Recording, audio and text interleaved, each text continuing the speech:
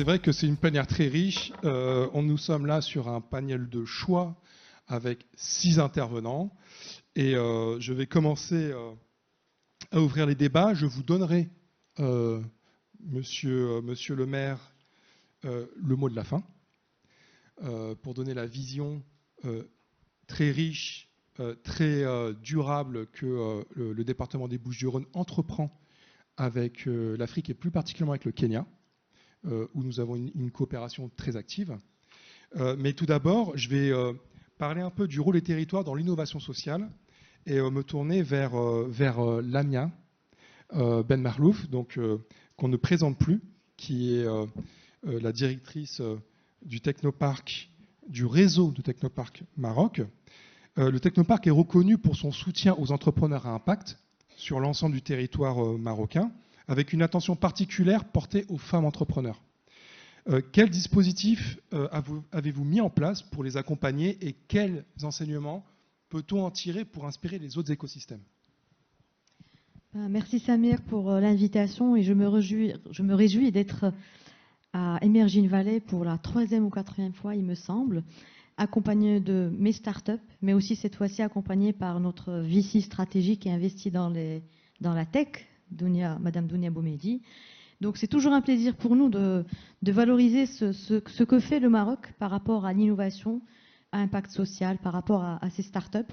Donc Technoparc Maroc a vu le jour en 2001.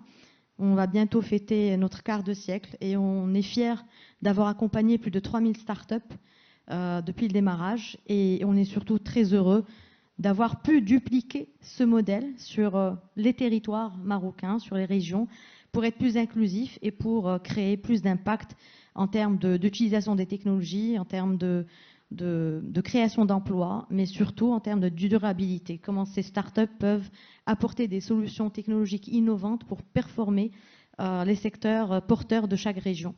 Et donc, cette présence territoriale n'a été possible qu'avec l'investissement que porte chaque territoire et chaque région pour encourager l'entrepreneuriat à fort impact. Et le modèle Technoparc, c'est un modèle PPP, partenariat public-privé, pour la promotion de l'entrepreneuriat et pour en fait faire confiance à ces jeunes ingénieux qui ne se trouvent pas juste dans les grandes villes marocaines, mais surtout dans les territoires, des fois enclavés, et qui ont besoin de soutien, qui ont besoin d'être accompagnés pour transformer leurs idées innovantes en des startups à succès.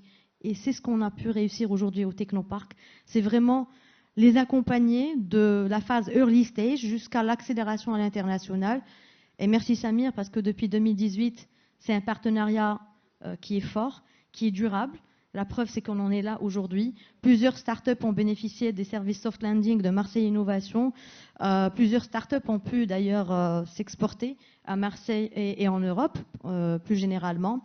Et puis, on a pu participer dans pas mal de programmes de soft landing à Marseille, mais aussi au programme Meet Africa.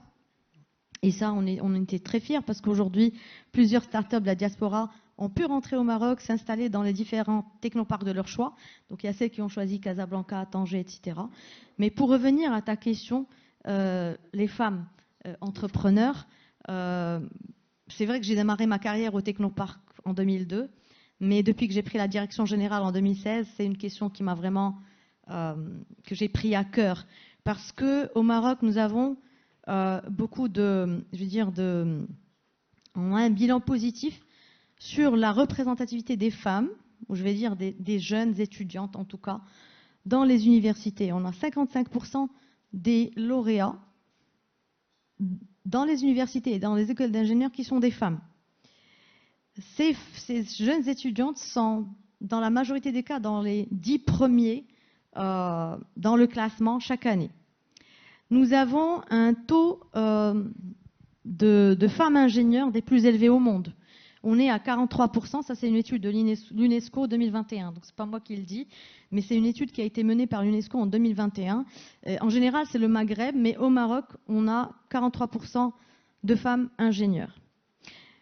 Maintenant, le défi, c'est comment transformer ce bilan positif sur le terrain en ayant plus de femmes chefs d'entreprise, en ayant plus de femmes ayant des postes de responsabilité, ça c'est un vrai challenge.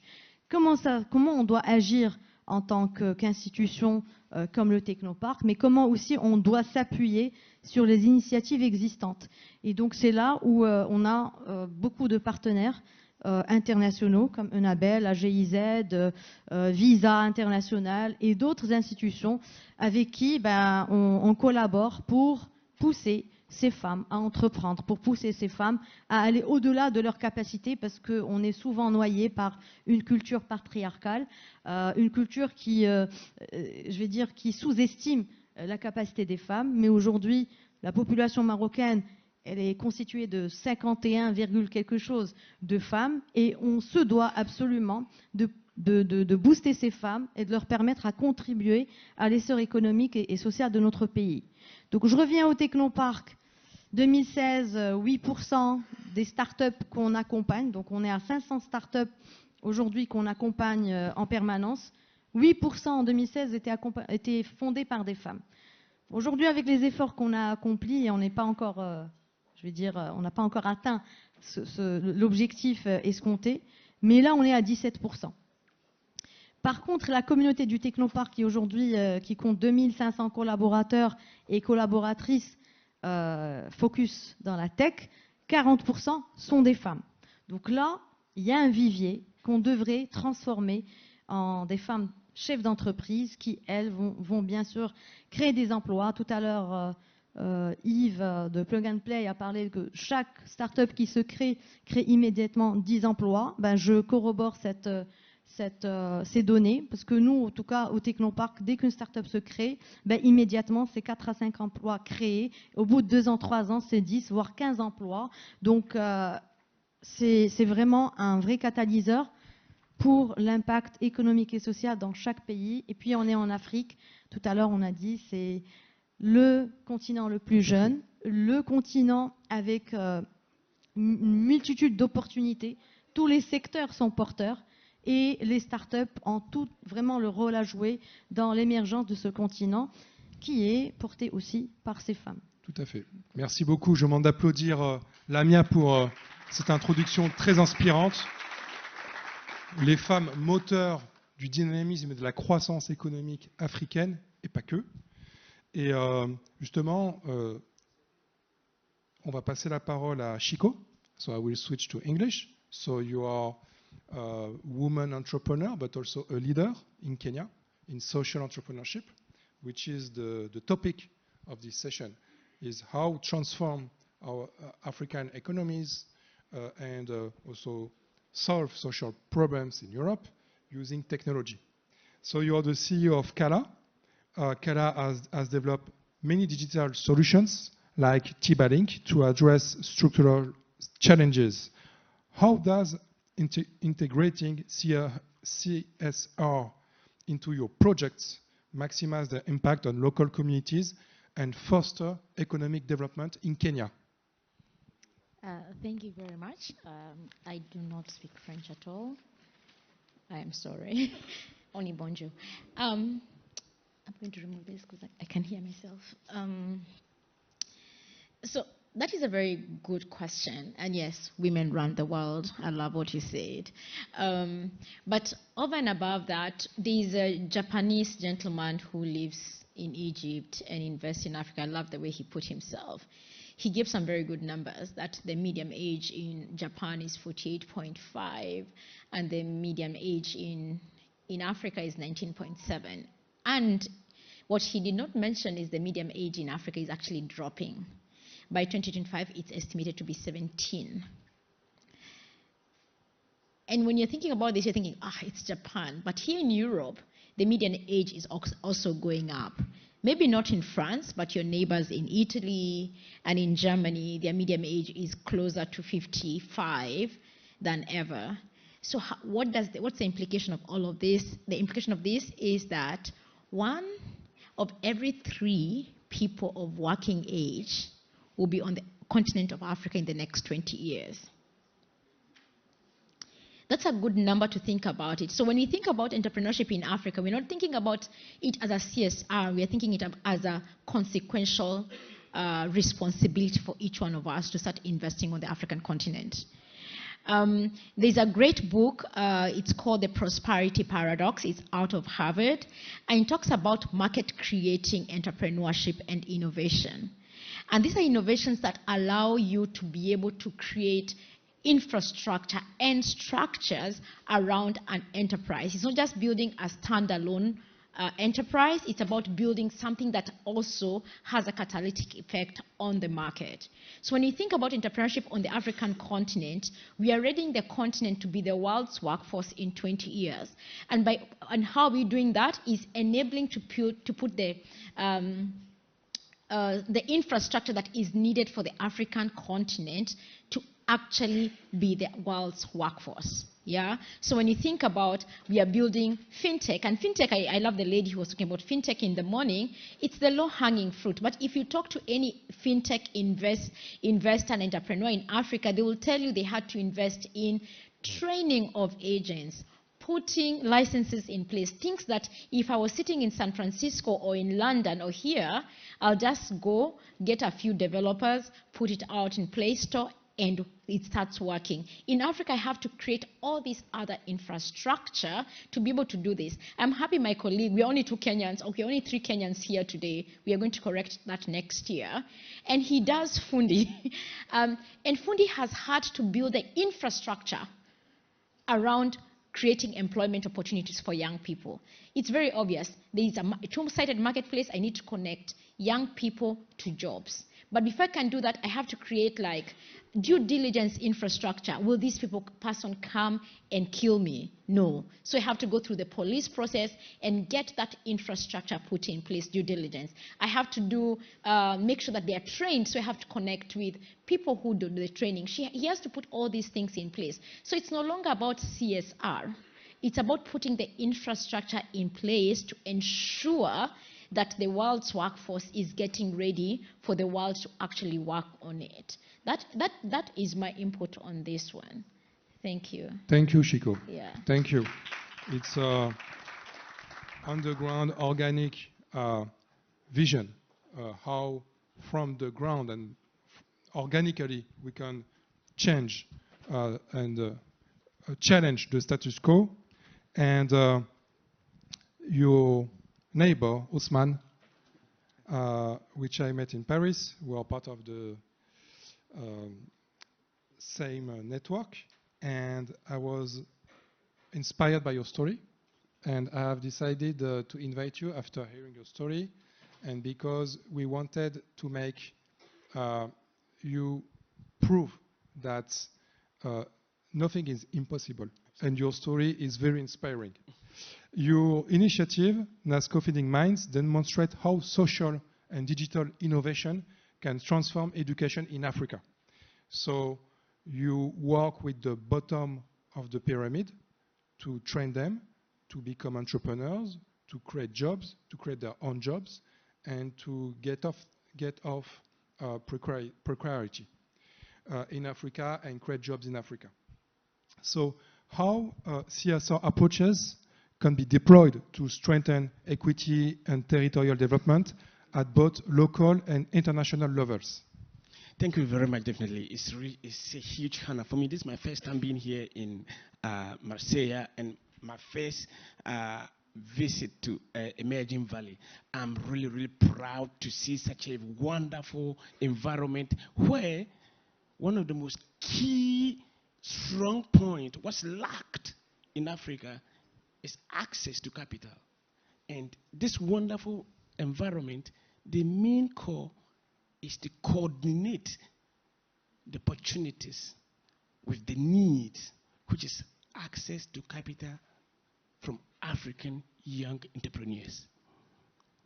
My name is Ousmane Omar, and I'm from Ghana.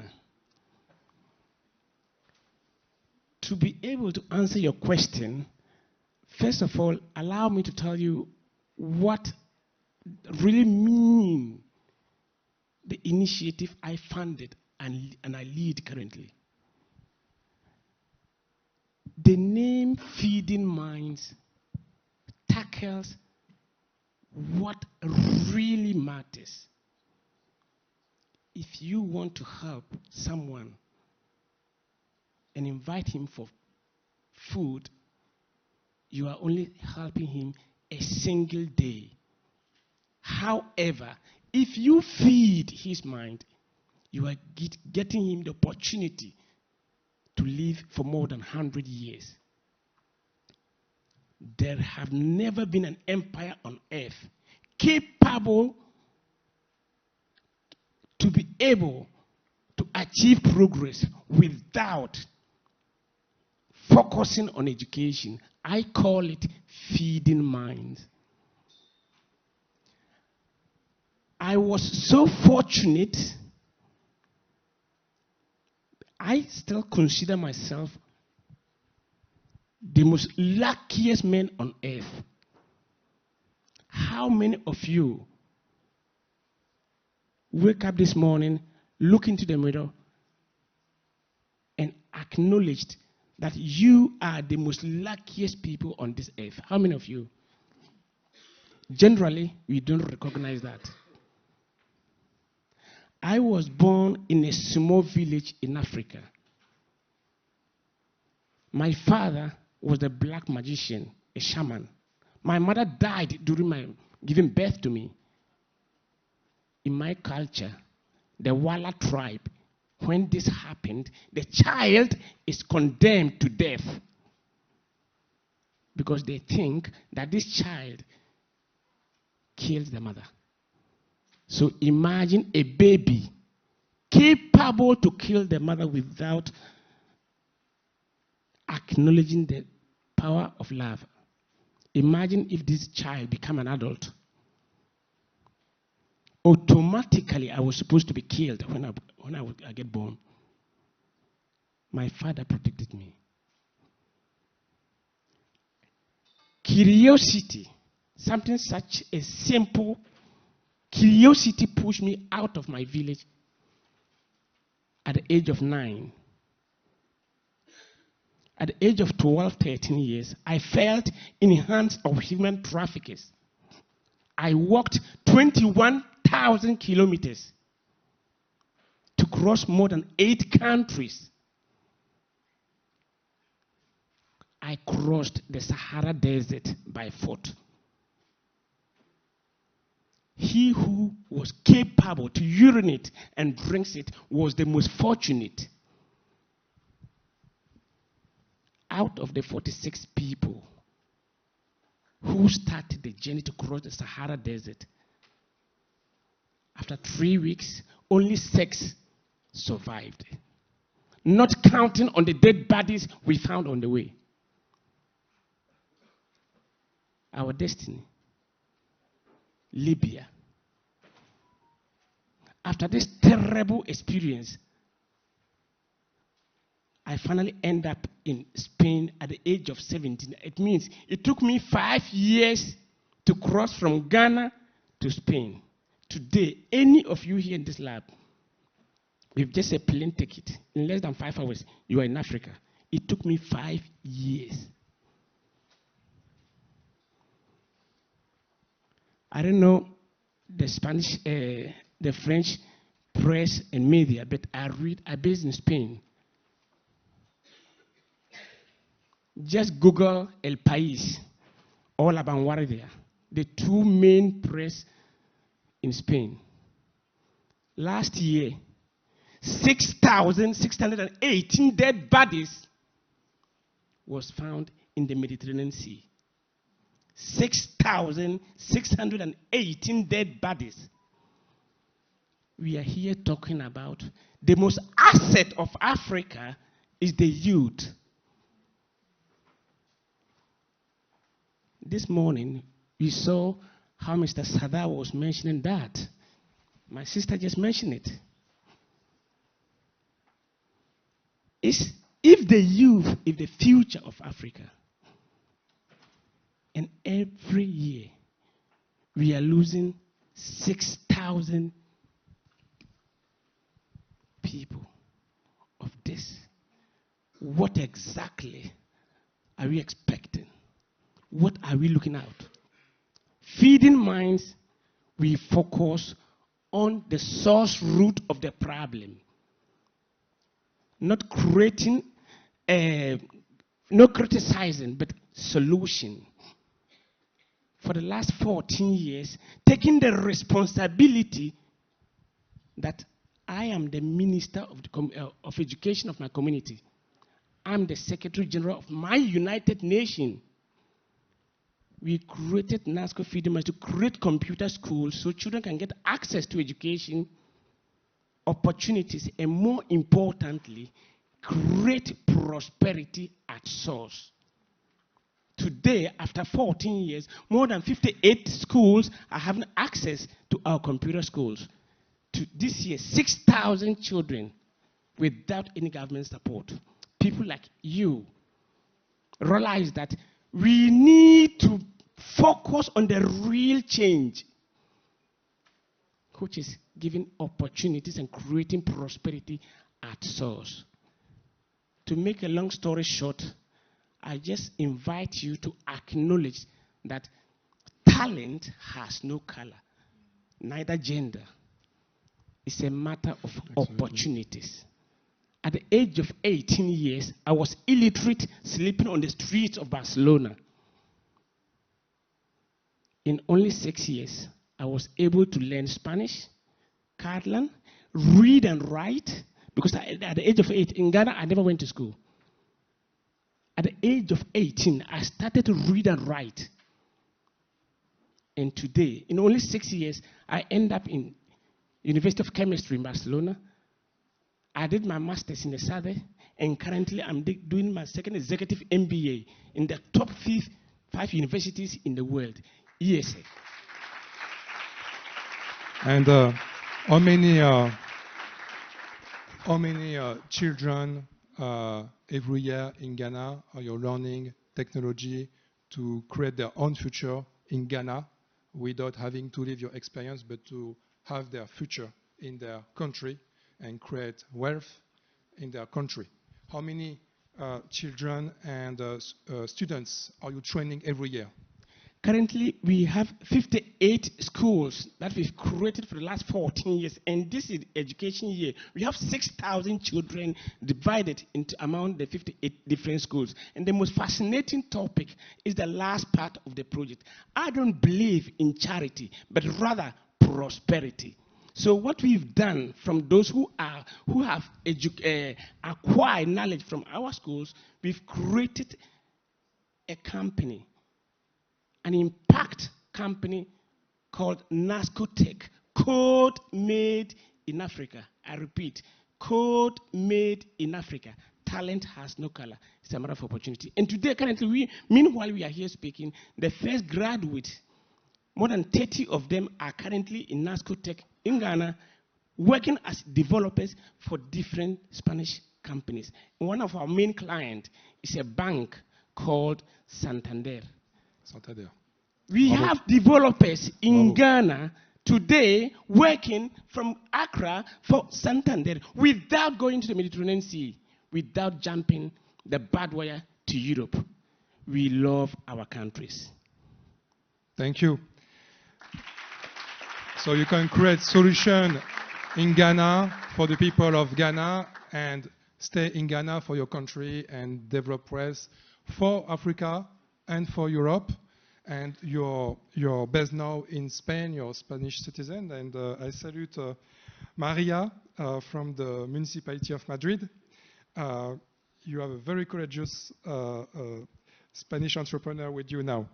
And thank you so much. Je vous demande d'applaudir Ousmane pour son témoignage très fort, mais c'est ça aussi l'entrepreneuriat social, l'impact social, c'est ce qui vient du terrain, c'est ce qui vient vraiment des tripes. Et je vais me tourner maintenant vers la Croix-Rouge, après ce témoignage très fort, sur la coopération que vous menez au niveau du Kenya. Et je crois que vous êtes très impliqué à Mombasa, et ça fait le pont d'ailleurs avec l'entrée en matière par Lamia Ben Marlouf, c'est que vous travaillez beaucoup sur l'entrepreneuriat féminin et l'empowerment des femmes kenyanes à Mombasa, là aussi, à créer leur propre futur, créer de la richesse et être indépendantes et finalement pouvoir être dans cette prospérité, en tout cas créer les conditions pour pouvoir générer cette prospérité partagée au niveau local. I will ask the first question for you, Priyanka. Can you explain the objectives and impact of the project you led in Mombasa, addressing local social challenges while promoting impactful innovation with the Croix-Rouge of Kenya? Thank you so much for the question, and also it's really an honor to share the stage with such amazing panelists and also a fellow Kenyan. But I'd like to start with just reflecting and getting everyone to imagine something. Think about being in the northern side of Kenya where there's drought, and you have a nomadic family, and the family has one male figure who is the father of the household, and then you have a mother, and then you have 7 children. Okay, so in a very general situation, a normal situation, the man will wake up, go under a tree, and have a game session with the other fellow men in the community. The lady will watch the goats. The firstborn will also watch the goats as a shepherd, or go out and look after the livestock. The other kids will go to school. When the goats die, it is not known as a big problem or a big deal. When the camels die, or when the cattle start to die, it is becoming a humanitarian crisis. So why I'm telling you this story, who looks after the goats? The women, right? So the goat is the reason the women are able to produce or provide milk and food to the family. But yet the cattle and the camels, which is the financial part of their existence, start to die. It becomes a humanitarian crisis. So as humanitarian partners or actors, we tend to give a lot of weight to disasters that have economic value over the social value, realistically. It's because there's a circle of why finance is needed in families. And the same thing goes is that we always acknowledge harvesting as the point of intervention for humanitarian partners or actors. But we don't talk about what happens between harvesting and the food getting to your plate. Who does that? The woman does that. The farmers are out on the field doing the farming, and then the women are taking the seeds, using their hands and removing all the stones, cooking the food, putting it on a plate. So why I'm saying this is that the importance of a woman in the role that she plays in a household is a lot more than we have always known. There are parts of the roles that they play that we don't acknowledge. And now we're talking about women in the working sector. We're talking about women in entrepreneurship. Why? Because you find, at least in the Kenyan context, as I speak for Kenya, there's a lot of gender-based violence growing within the country. There's a lot of situation where there's suicidal attempts and mental health challenges for the women. And entrepreneurship, since especially COVID, has become something that is really booming in the country. And it's something that women have realized it is something that they can do from the comfort of their home. But then coming back to the context of counties like Mombasa, which is 80% run by a culture that also tends to limit the involvement of women outside. So the objective of bringing a program like this, which was funded and supported by the Ministry of France and the French Embassy in Kenya, and of course together with the French Red Cross, is a program that allows humanitarian sector not just to provide humanitarian aid, but be able in a position to build resilience for the community. Now, how do you build resilience for the community? When you work with those women who are providing milk for the children or providing food and putting food on the plate, are enabled to also be responsible for financial and income within a family, you are building resilience for that family. The family that is especially led by a single mom, for instance. The family that has a GBV survivor. A family that has a woman that has been not looked at very highly by the community just because she decided to do something against the usual social norms. It is about putting precedents. It is about giving them the power to be independent so that they're not relying on humanitarian aid. When you empower a woman, and I love what she said as well earlier, is that Empowering one woman is empowering the whole community, because she tends to employ people around her. She tends to not just feed her child, but says, oh, are you hungry as well? Let me come and also feed you. It is a huge social impact, and what we've been able to achieve, and I'm sure Pauline will also say more about this, but there's a lot of impact we've achieved. Going back to the question, 22 women entrepreneurs were incubated in 2023 under the Women's Social Entrepreneurship Institute, which was launched between the Kenya Red Cross and the French Red Cross.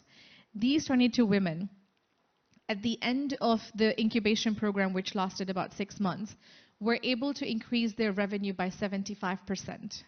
And that is like almost impossible. We had to like literally do the second 2 rounds to make sure it was the right statistics as well.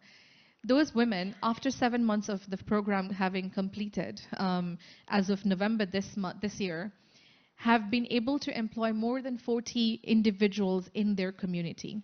So you're talking about 22 women that have been socially impacted, have been able to take their children to school, have also built their confidence, but also employed 40 other women. You're talking about a single person who said no to early marriage and is now in a position to actually employ other young girls, avoiding them from being, married at an early age. There's a social norm here we're trying to put out there, that it is not about just supporting women as favoring women only, but it's about them being very vulnerable in the social world. So how do you give them the access to skills? Because tomorrow they'll be in a position to not just put food on a plate, but actually be on the field doing farming as well. And also be the same women that will also look after camels and cattle, not just the goats. Thank you. Je vous demande d'applaudir ce témoignage là aussi du terrain. C'est une plénière très terrain. On parle de concret, on parle d'humain. Il y a aussi de l'émotion, et c'est une session sur l'impact au service de l'humain. Et pour compléter ce témoignage, je me tourne vers your colleague Pauline BLANC-PATIN from la Croix-Rouge, again. Vous voyez que la Croix-Rouge est très très tournée vers les startups, le digital. C'est pas forcément l'image qu'on s'en fait. Donc il y a une vraie révolution culturelle aussi auquel on assiste. Quelles sont les leçons que vous tirez au niveau de la Croix-Rouge française de ce partenariat, et comment vous envisagez de collaborer, de transposer ce modèle de collaboration ONG-entreprise sur d'autres territoires, et pourquoi pas ici sur ce territoire Aix-Marseille-Provence avec l'Afrique?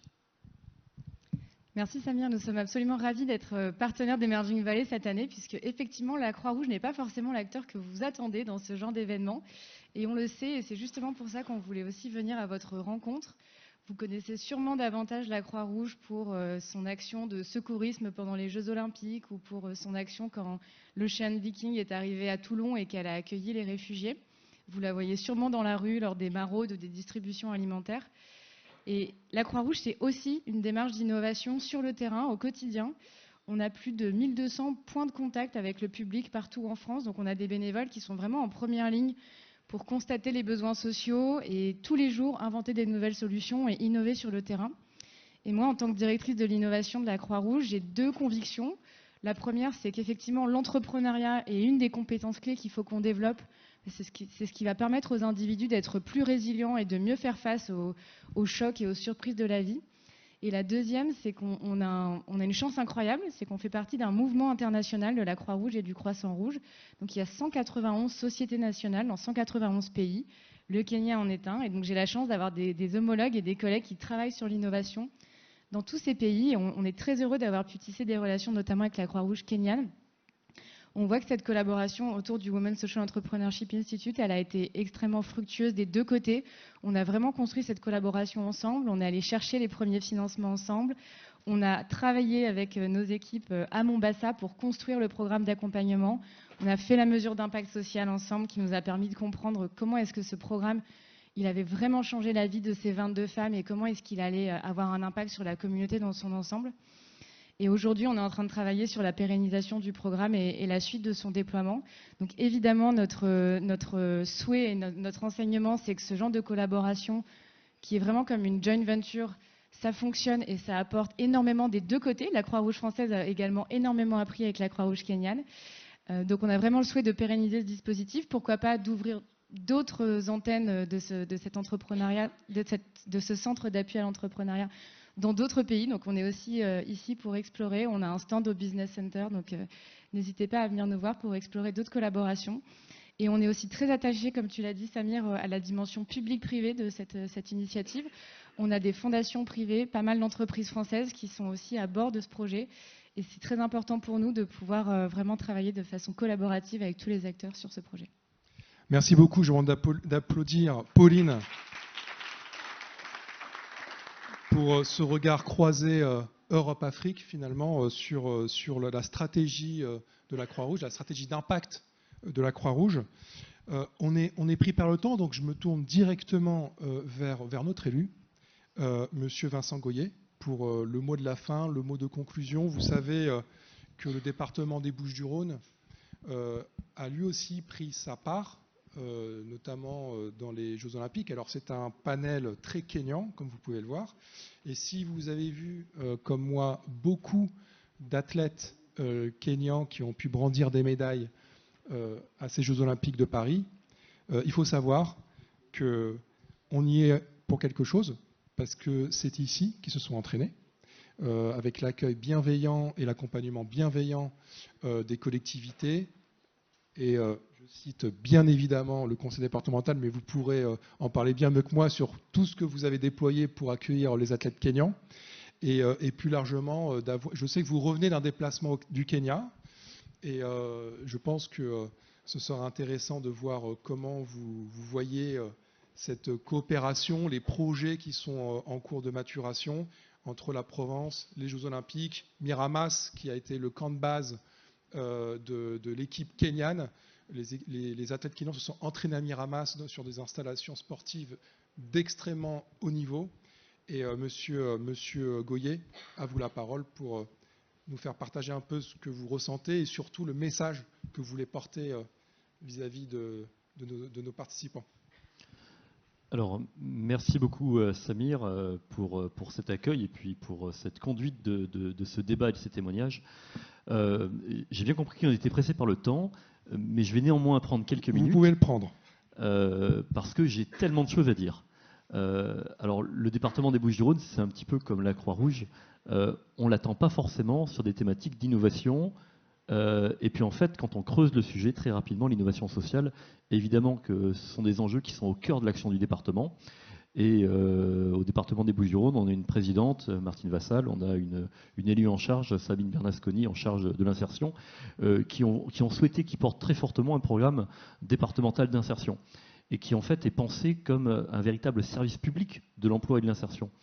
Et de facto, le département, il apparaît aujourd'hui comme un véritable catalyseur pour toutes les entreprises qui sont engagées dans une démarche RSE. Et c'est là qu'on va pouvoir reconnecter à tous les autres intervenants. Mais aujourd'hui, le département, effectivement, en tant que catalyseur, il accompagne un certain nombre de personnes en situation de recherche d'emploi, de recherche d'insertion. Et ça a été évoqué, le côté humain est fondamental. On n'est pas seulement sur des enjeux de compétences, des enjeux financiers, on est d'abord sur des enjeux humains. Et l'accompagnement se fait à tous les niveaux. D'abord, il se fait évidemment du côté des gens qui sont en recherche, mais les gens qui sont en recherche, ils sont pour certains en recherche d'emploi, pour d'autres en recherche de compétences, de salariés, de partenariats. Et donc, l'accompagnement, il est multiple. Et il peut aussi être, non pas en recherche de partenariat, mais d'accompagnement vers l'entrepreneuriat. Donc, son rencontre dans notre territoire, en Provence, on a les mêmes problématiques qu'on rencontre sur d'autres territoires. Alors, effectivement, on a, au-delà des compétences du département, au-delà de cet enjeu d'insertion, le département a aussi, parce que le département est une collectivité importante, rayonnante, la volonté de ne pas être replié sur nous-mêmes, mais d'aller nouer du partenariat et d'être à l'affût, à la recherche d'échanges et de coopération. Et les Jeux Olympiques ont été une formidable occasion d'accueillir effectivement les athlètes kenyans. On s'est appuyé, je vois dans la salle évidemment des amis représentants de la commune de Miramas. Merci à eux d'être présents. On peut les applaudir. Et c'est pas une aventure, et c'est pas un projet que le département porte. C'est un projet que le département accompagne, mais c'est un projet qui rassemble toutes les collectivités. Je vois également le représentant de la métropole, mon ami et collègue Vincent Languille, maire du Tolonnais, qui a participé à une table ronde précédemment.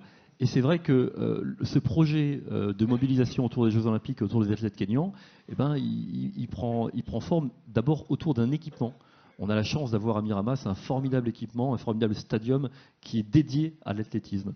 Et c'était évidemment un point de chute évident. Après, on ne va pas rentrer dans les détails de comment les athlètes kényans sont arrivés jusqu'à Miramas, les échanges, les années d'approche ou les longues tractations. Mais en tout cas, la ville de Miramas, le département des Bouches-du-Rhône, la métropole Aix-Marseille-Provence, l'État, l'ambassadeur qui nous a accueillis, qui nous a guidés, le Quai d'Orsay, tous les échelons se sont retrouvés pour effectivement porter ce projet finalement innovant en termes de coopération autour d'un partenariat sportif. Dans un premier temps, en accueillant les athlètes kényans ici, et puis de facto, en nouant des liens et en ayant envie d'aller plus loin. D'où le déplacement qui a été conduit il y a quelques semaines et qui nous a conduit évidemment à Nairobi, à la rencontre d'un certain nombre de ministres qui avaient déjà été nos interlocuteurs, et également du côté du comté d'Item, où on a rencontré le gouverneur et un certain nombre d'autres interlocuteurs, et avec un projet très concret. On n'est pas dans les grands mots, on est dans le très concret, avec le projet de créer une maison des coachs. Pourquoi ? Parce qu'on est dans le partage d'expérience. On apporte de la compétence, et on apporte de la compétence à des gens qui sont déjà les meilleurs mondiaux. Et le but, c'est de se dire, ben, là, on a du partenariat gagnant-gagnant. Là, on a envie, une fois encore, de ne pas s'arrêter aux Jeux Olympiques, mais de poursuivre. Et on part du sport, et on développe, et on tisse du lien, des opportunités. Et encore aujourd'hui, effectivement, Emerging Valley, ce lieu formidable où on a l'occasion de se retrouver, d'échanger.